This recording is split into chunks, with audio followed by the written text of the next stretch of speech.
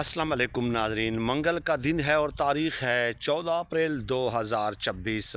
5 से 6 छोटी छोटी ख़बरें हैं जो इस वीडियो में आपकी खिदमत में पेश करनी हैं, और ये ख़बरें बाहम इंटरकनेक्टेड हैं, एक दूसरे के साथ मौजूदा सियासी सूरत हाल के साथ उसका गहरा ताल्लुक़ है। चलें, पहली इम्पॉर्टेंट ख़बर उस हवाले से राइटर्स है, टर्किश मीडिया है, रशियन मीडिया है, जर्मन मीडिया है, ये तमाम इंटरनेशनल मीडिया अब इस बात को कंफर्म कर रहा है कि ईरान और अमेरिका के मुज़ाकरात का अगला दौर या तो जुमेरात के दिन होगा या फिर हफ्ते वाले दिन मुनअक़िद होगा। अब ये जो इसका वेन्यू होगा, जो इसका मकाम होगा, वो मुमकिन तौर पे इस्लामाबाद भी हो सकता है और वियना भी हो सकता है या इस्तांबुल भी हो सकता है, क्योंकि तुर्की भी इस बार जो है बहुत ज़्यादा एक्टिवली अपनी डिप्लोमेसी को उन्होंने बहुत ज़्यादा एक्टिव, मुतहर्रिक और फ़ाल कर दिया है, और दोनों फ़रीक़ैन के साथ उसके राब्ते जारी हैं,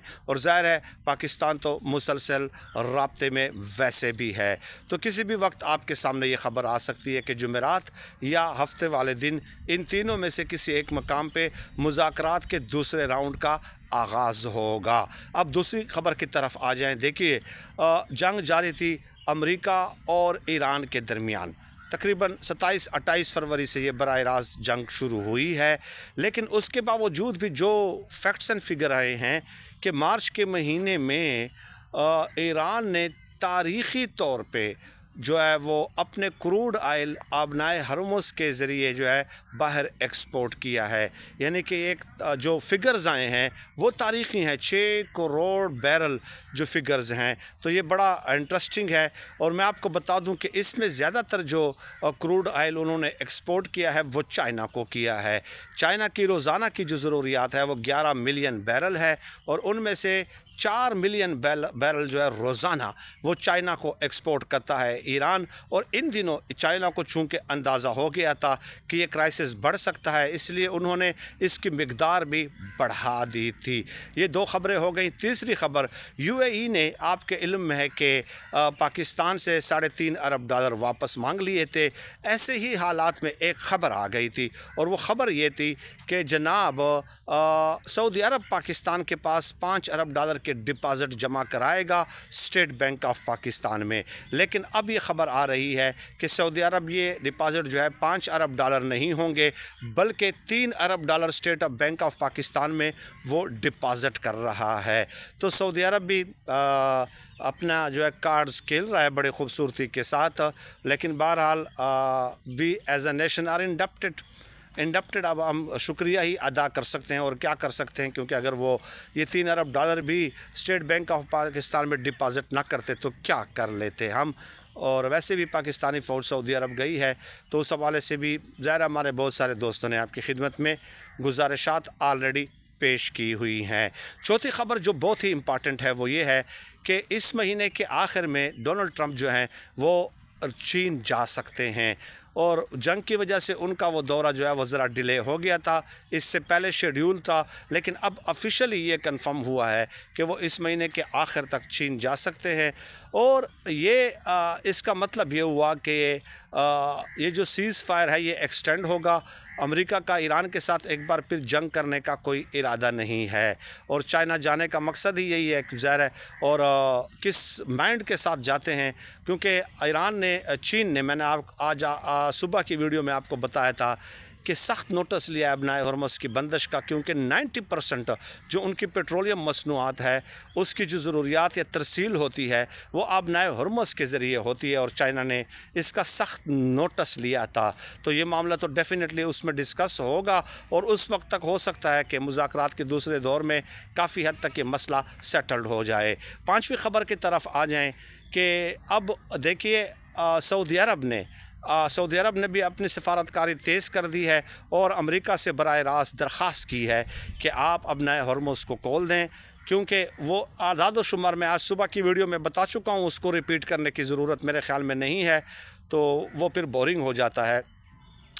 सऊदी अरब के नोटिस में भी ये चीज़ आई है, और अमेरिका को ये बताया है کہ یہ جو ہوتی باغی ہیں، جو کہ ایران جو کہتا ہے کہ وہ ہمارے اتحادی ہیں اور امریکہ کا خیال ہے کہ وہ ان کے پراکسیز ہیں، تو ہوتی باغیوں نے یہ دھمکی دی ہے کہ ابنائے ہرمز کی بلاکٹ کی ہے امریکہ نے، اور ہم بحیرہ احمر کو بند کر رہے ہیں تجارت کے لیے، کیونکہ اگر بحیرہ احمر بھی بند ہو جاتا ہے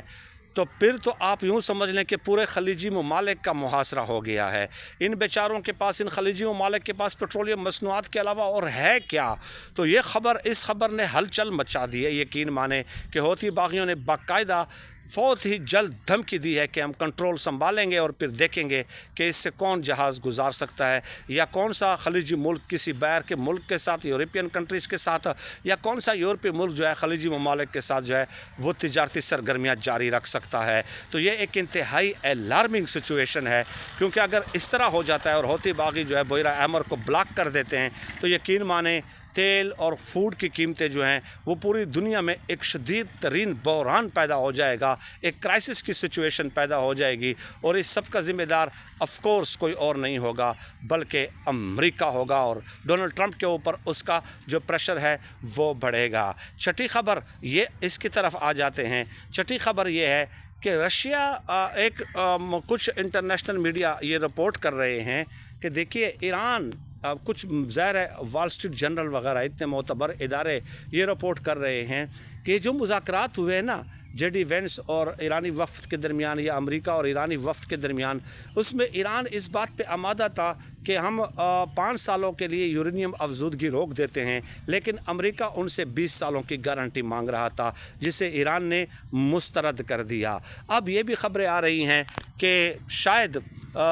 رشیا جو ہے وہ ایران جو ہے رشیا کو اپنی افزودہ یورینیم دے دے، جس پہ ایران بھی سیٹسفائیڈ ہوگا، امریکہ تو ظاہر ہے اس پہ سیٹسفائیڈ نہیں ہوگا۔ یہ ایک حل نکالنے کی کوشش کی جا رہی ہے۔ دوسرا راؤنڈ جب اس کا شروع ہو جائے گا تو اس میں ڈیفینیٹلی اس حوالے سے پھر جو چیزیں ہیں اور تفصیلات ہیں وہ بالکل نکھر کر سامنے آ جائیں گی۔ تو یہ 6-7 امپارٹنٹ خبریں ہیں، اور ان کو اگر آپ جوڑ دیں تو باہم انٹیگریٹڈ ہیں، اور تمام تر جو ہے موجودہ جو عالمی سطح پہ ایک کرائسس کی سچویشن ہے اس کی جو ہے ریفلیکشن کرتی ہے۔ تو دعا گو تو ہم یہ ہیں کہ چاہے دنیا کے کسی بھی وینیو پہ یہ ملاقات ہو، لیکن اس کا اثر زیادہ ہونا چاہیے۔ اور آخری خبر میں بتا دوں کہ بدترین لوڈ شیڈنگ کا آغاز پورے ملک میں ہو چکا ہے، اور میں بارہا یہ گزارشات پیش کرتا ہوں کہ ہم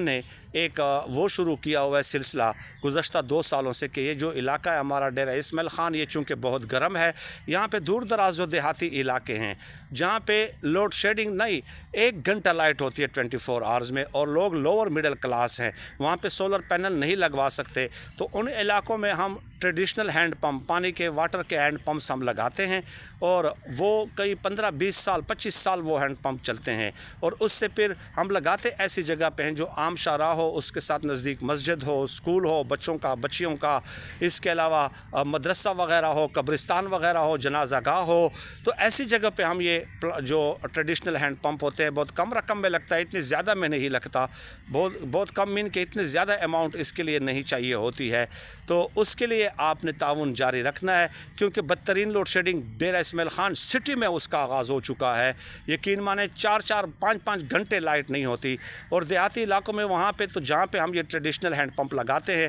وہاں پہ تو وابڈا نے جو لائٹ ہے، جو بجلی ہے، وہ مکمل طور پہ ڈسکنیکٹ کی ہوئی ہے۔ آپ سب کا بہت شکریہ۔